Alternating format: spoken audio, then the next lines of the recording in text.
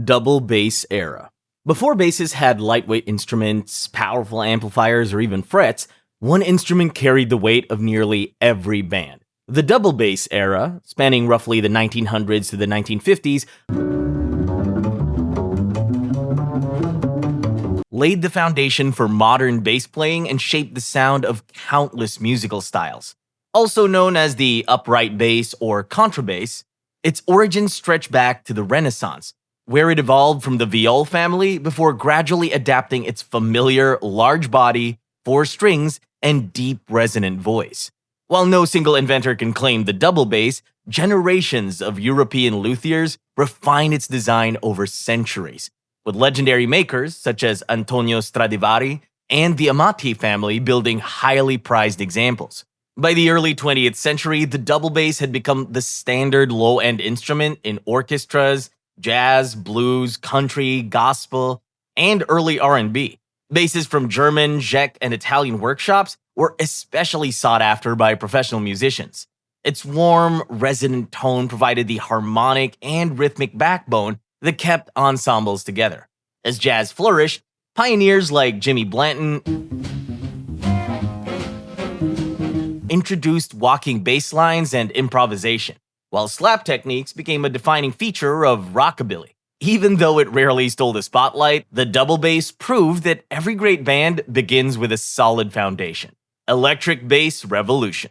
Everything changed in 1951, when Leo Fender introduced the Fender Precision Bass. The world's first commercially successful electric bass. With its solid body, 34-inch scale, magnetic pickup, and fretted neck, the Precision solved many of the problems that plagued the double bass. It was louder, easier to transport, easier to intonate, and finally allowed basses to compete with increasingly powerful electric guitars and drum kits. Fender refined a design again in 1957, introducing the split-coil Precision pickup, a hum-canceling design that delivered a thicker, quieter tone and would become one of the most copied bass pickups ever made. The instrument found its greatest pioneer in James Jamerson.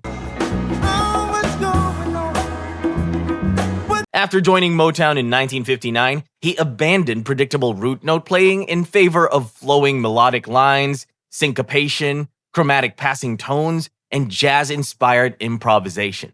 Using his battered 1962 Fender Precision bass, nicknamed the Funk Machine,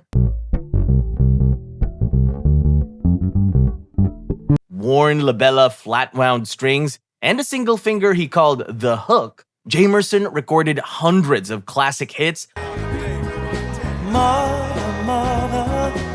that forever changed the role of the bass. The electric bass was no longer just a louder replacement for the upright. It had become one of the most expressive and influential voices in modern music. Melodic rock era. By 1965, the bass guitar was breaking free from its traditional role of simply reinforcing the rhythm section. Inspired by James Jamerson's inventive Motown playing, Paul McCartney began treating the bass as a melodic voice,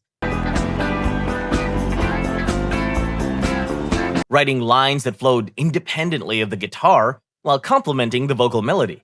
Songs like Michelle, Rain, Taxman, and Come Together showed bass lines that were memorable enough to stand on their own without overpowering the songs. His iconic Hofner 501 violin bass became one of rock's most recognizable instruments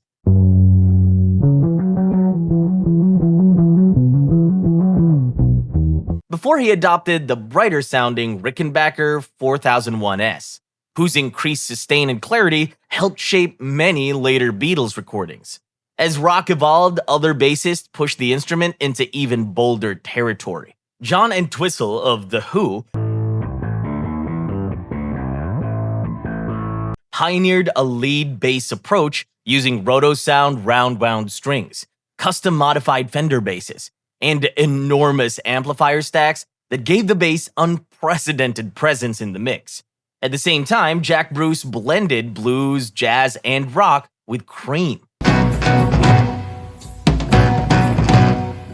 while Chris Squire's bright Rickenbacker tone and intricate picking redefined progressive rock. The bass was no longer confined to supporting the band. It had become a melodic, technical, and creative force capable of shaping a song as much as any guitar or vocal. Funk and fusion era. The 1970s pushed bass into territory it had never explored before. Instead of simply supporting the groove, bassists became innovators, soloists, and technical pioneers who expanded what the instrument could achieve. No one embodied that shift more than Larry Graham,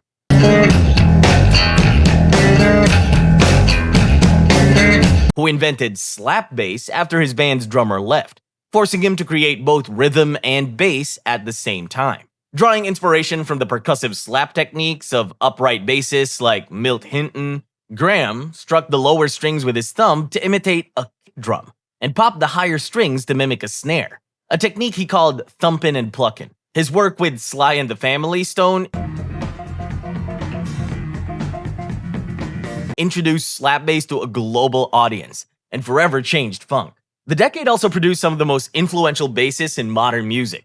Bootsy Collins brought explosive stage presence and deep syncopated grooves with his custom space basses.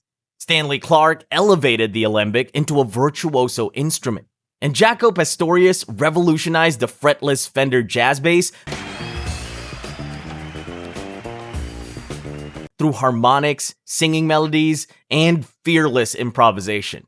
Bass was no longer just the foundation of the band. It had become one of its most expressive, technically demanding, and influential voices. Disco and groove era. The late 1970s transformed bass into the heartbeat of dance music.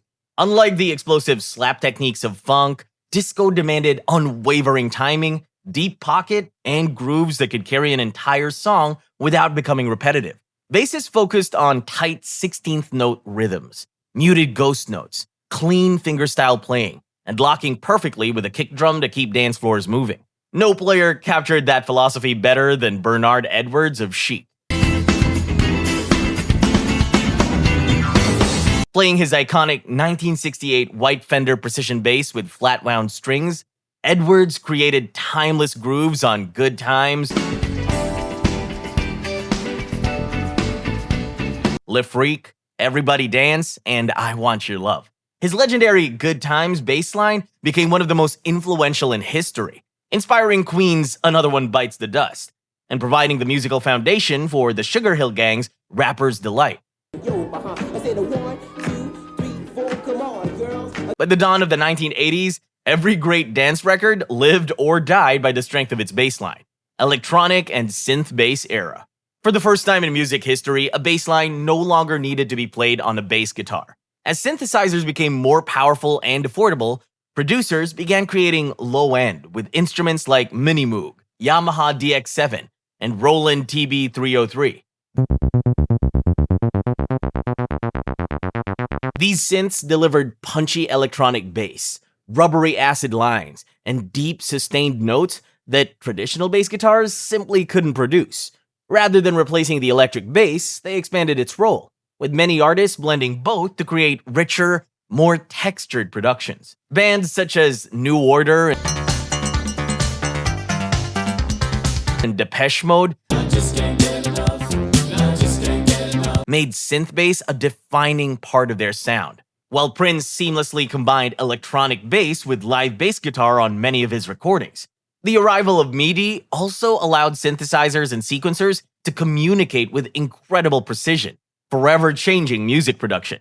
From that point on, bass was no longer limited by wood, strings, and pickups. It could be created from virtually any sound imaginable. Hip-hop and sub-bass era. The biggest bass revolution of the 1980s came from the Roland TR-808 rhythm composer.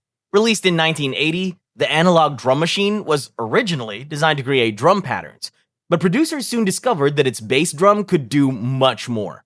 By extending its decay and tuning it to musical notes, they transformed a simple kick into a deep, sustained bass line that would redefine modern music. Although the TR-808 struggled commercially and was discontinued in 1983, it found a second life in hip-hop and electro. Landmark recordings like Marvin Gaye's Sexual Healing and Africa Bambaataa and the Soul Sonic Force's Planet Rock showcased its unmistakable low end. The later producers built entire bass lines around its booming sub-frequencies.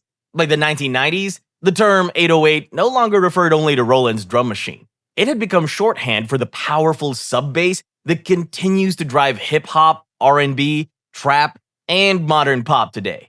Virtuoso and neo-soul era. After years of slap bass, virtuosic solos, and the growing dominance of electronic low-end, many musicians began chasing something that couldn't be programmed: feel. The late 1990s and early 2000s saw a renewed application for warm vintage tones, deep pocket, and understated playing, helping define the sound of neo-soul, modern R&B, gospel, and countless studio sessions.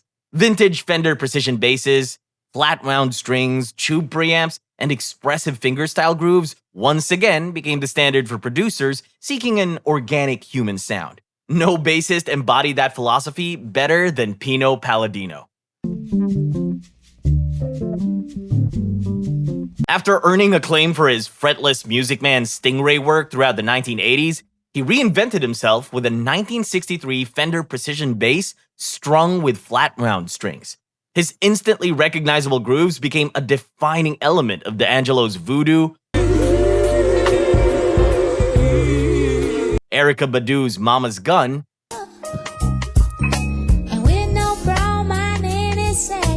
and recordings by Music Soul Child, John Mayer, and The Who. Rather than impressing listeners with speed or technical fireworks, Palladino mastered space, dynamics, and no choice.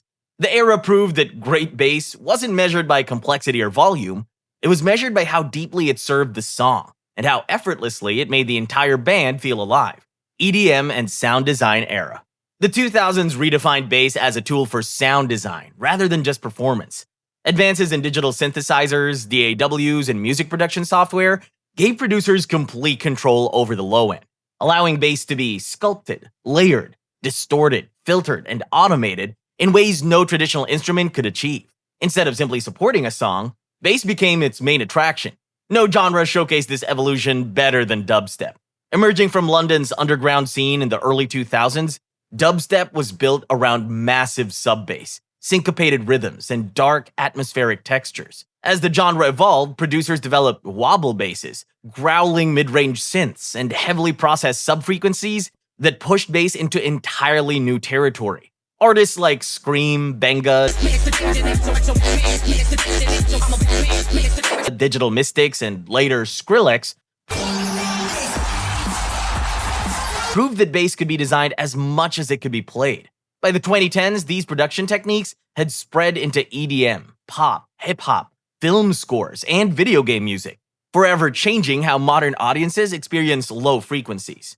Hybrid bass era. Today's bass exists in two worlds at once. A single song can feature a real Fender Precision, a deep 808, a vintage Moog synth, and a virtual bass instrument, all working together to create one massive low end.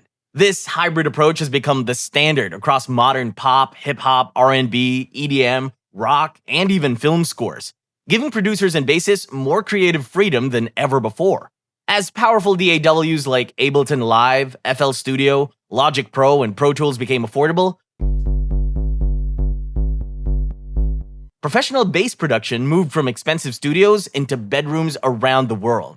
High-quality plugins and sample libraries made legendary instruments available with a click, while techniques like MIDI programming, sidechain compression, saturation, and multiband processing became essential production tools. Rather than replacing great bass players, technology expanded what bass could be. The hybrid bass era is defined by one idea. The strongest bass lines often combine human performance with digital sound design to create something neither could achieve alone.